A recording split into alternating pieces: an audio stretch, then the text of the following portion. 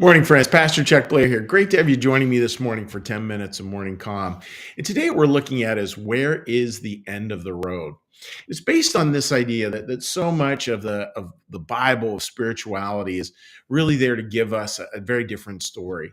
And it's a story that anchors us in original blessing. It's a story that anchors us in hope. It's a story that anchors us in eternity. There's all kinds of good things that happen out of this story. And it's important to understand, to come back to that again and again, just to remember how much of our stories we get to create. And I want to start with this memory, and that's what we create stories out of. Memory is much more of a narrative thing than it is an actual factual thing. So, if you're a football fan and you're watching the game and your home team wins or your home team loses, you're going to have a very different memory of that day, even though the facts are exactly the same. And somebody across the country in a different city will have the exact opposite experience of you, despite despite the fact that the facts are the same. So that's what we want to take a look at. We want to take a look at the fact, okay, so it's a narrative. So how can we just have a better narrative? And for a lot of people who are stuck, they don't realize it's a narrative. They become a victim to their story instead of realizing, oh, there's definitely parts of it we don't write, but there are definitely parts of the narrative we do write. And those parts we do write are all about meaning. So that idea, where's the end of the road? I was listening to a college professor, and he had this brilliant point. I thought, really brilliant. And I'm going to do a sermon on this in the not too distant future. He said, so much of it determines where we slide our endpoint.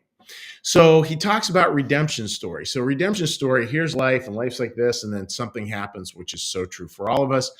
And a redemption story, it doesn't end the story here at the dip. It ends the story here, over here, when we've moved forward. And it doesn't mean necessarily redemption. I mean, for somebody who's had a serious loss, life doesn't get redeemed in a sense, but we do get a new sense of meaning, a new sense of preciousness, a new sense of connection. It's a sober bit, it's a bright sadness, as Richard Rohr would call it.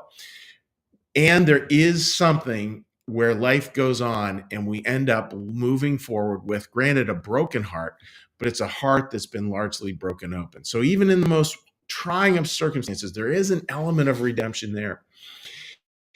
And this professor went on to say the problem is that for some people they have a contamination story. Again, let's go through that basic process again. So life's like this, and then it dips. And the problem is for a lot of people is that they slide the end of the story to that dip.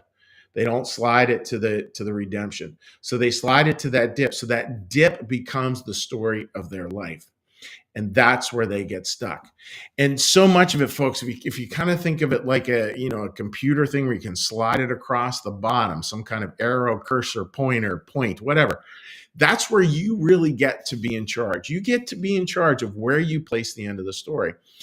And the beautiful part about Christianity is Christianity places it clearly in the realm of redemption.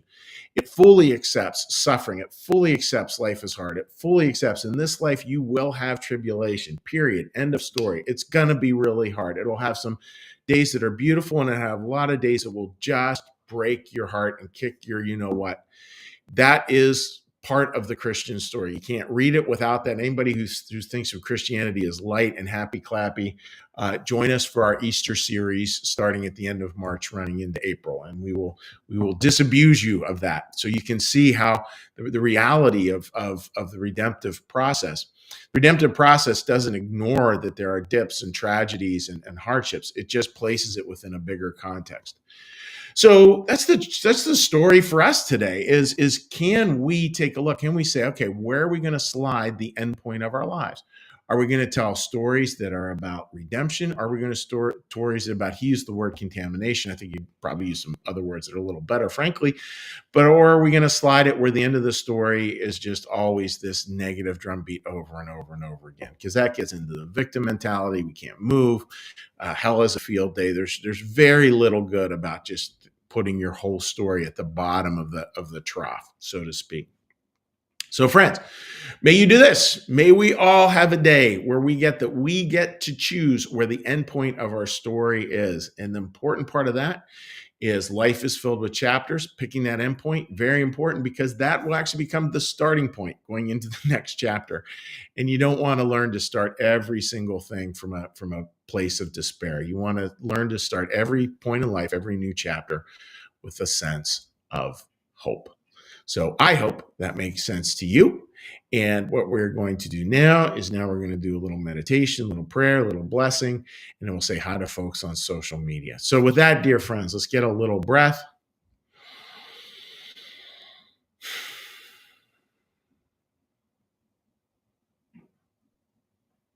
A meditation from the Old Testament. Be still and know that I am God.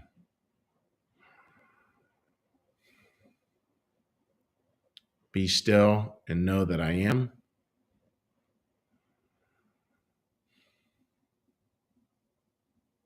Be still and know that I.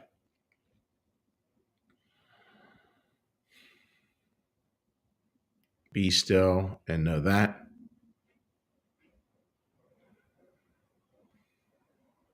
Be still and know.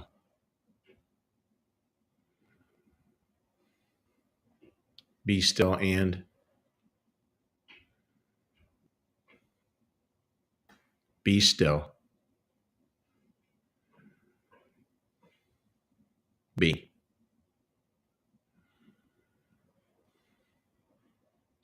Our Father, who art in the heavens, hallowed be thy name. Thy kingdom come, thy will be done, as in heaven, so upon the earth. Give us this day our daily bread, and forgive us our debts, as we also forgive our debtors. And lead us not into temptation, but deliver us from evil. For thine is the kingdom, and the power, and the glory forever. Amen. May the Lord bless you and keep you. May the Lord make his face to shine upon you and be gracious unto you. May the Lord lift up his countenance upon you, bring you peace, and bring you home. Amen. All right, dear friends, let's take a look. Yeah, let me just hold on a second here. Pull this on up. Okay, there we go. All right, Ralph, good morning to you, buddy. Hope you're doing well. Sherry, good morning to you. I hope you're doing well as well.